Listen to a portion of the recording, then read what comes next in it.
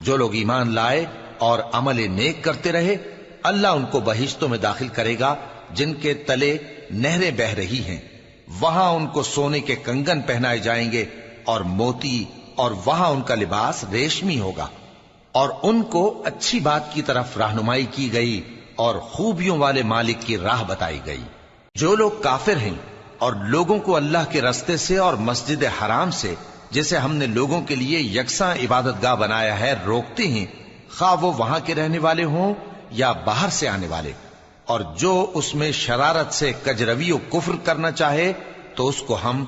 درد دینے والے عذاب کا مزہ چکھائیں گے۔ اور ایک وقت تھا جب ہم نے ابراہیم کو خانہ کعبہ کا مقام بتا دیا اور ارشاد فرمایا کہ میرے ساتھ کسی چیز کو شریک نہ کیجو، اور طواف کرنے والوں اور قیام کرنے والوں اور رکوع کرنے والوں اور سجدہ کرنے والوں کے لیے میرے گھر کو صاف رکھا کرنا،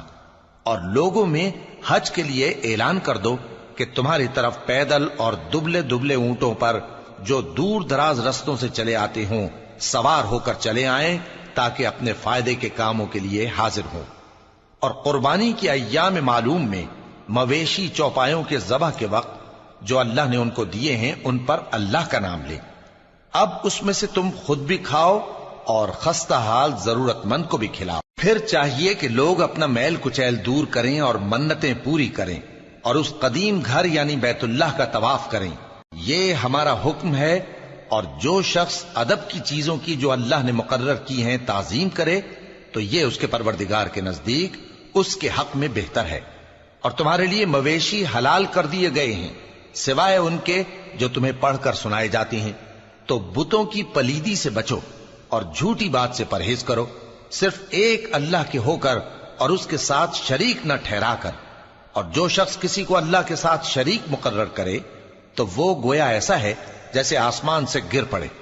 پھر اس کو پرندے اچک لے جائیں یا ہوا کسی دور کی جگہ اڑا کر پھینک دے۔ یہ ہمارا حکم ہے۔ اور جو شخص ادب کی چیزوں کی جو اللہ نے مقرر کی ہیں تعظیم کرے تو یہ کام دلوں کی پرہیزگاری سے ہے۔ ان میں ایک وقت مقرر تک تمہارے لیے فائدے ہیں، پھر ان کو اس قدیم گھر یعنی بیت اللہ تک پہنچنا اور ذبح ہونا ہے۔ اور ہم نے ہر ایک امت کے لیے قربانی کا طریق مقرر کر دیا ہے تاکہ جو مویشی چوپائے اللہ نے ان کو دیے ہیں ان کے ذبح کرنے کے وقت ان پر اللہ کا نام لیں۔ سو تمہارا معبود ایک ہی ہے تو اسی کے فرما بردار ہو جاؤ اور عاجزی کرنے والوں کو خوشخبری سنا دو۔ یہ وہ لوگ ہیں کہ جب اللہ کا نام لیا جاتا ہے تو ان کے دل ڈر جاتے ہیں، اور جب ان پر مصیبت پڑتی ہے تو صبر کرتے ہیں اور نماز آداب سے پڑھتے ہیں، اور جو مال ہم نے ان کو عطا فرمایا ہے اس میں سے نیک کاموں میں خرچ کرتے ہیں۔ اور قربانی کے اونٹوں کو بھی ہم نے تمہارے لیے اللہ کے شعائر مقرر کیا ہے، ان میں تمہارے لیے فائدے ہیں، تو قربانی کرنے کے وقت قطار باندھ کر ان پر اللہ کا نام لو، پھر جب پہلو کے بل گر پڑیں تو ان میں سے کھاؤ، اور قناعت سے بیٹھ رہنے والوں اور سوال کرنے والوں کو بھی کھلاؤ۔ اس طرح ہم نے ان کو تمہارے زیر فرمان کر دیا ہے تاکہ تم شکر کرو۔